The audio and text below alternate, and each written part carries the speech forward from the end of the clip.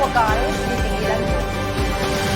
Sa tuloy-tuloy na pagsasagawa ng serbisyong may malasakit sa kapwa, isang community outreach program ang isinagawa ng mga tauhan ng EB Magalona PNP sa mga residente ng Negros Occidental.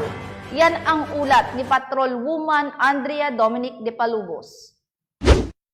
Nagsagawa ng community outreach program ang mga tauhan ng EB Magalona PNP sa Barangay Tumungtong, EB Magalona nito lamang ika-7 ng Mayo taong kasalukuyan.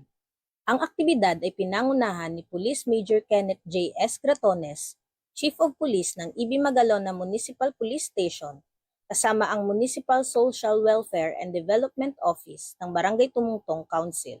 Nagsimula ang aktibidad sa pagtalakay ukol sa kampanya laban sa krimen tulad ng iligal na droga, VAUSI at anti-rape law at namahagi ng mga assorted food packs na naglalaman ng mga pangunahing pangangailangan. Layunin ng aktibidad na makapagbigay ng tulong at pag-asa sa mga mamamayan ng barangay, partikular sa mga mangingisda at mga less fortunate individuals.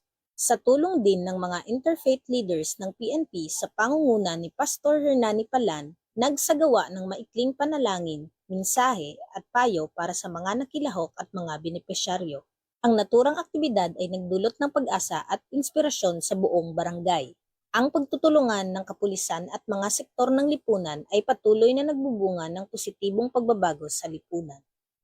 Mula dito sa Negros Occidental, ako ang inyong PNN correspondent, Patrolwoman Andrea Dominic de Palubos, alagad ng batas, tagataguyod ng Balitang Pulis. Maraming salamat, Patrolwoman de Palubos.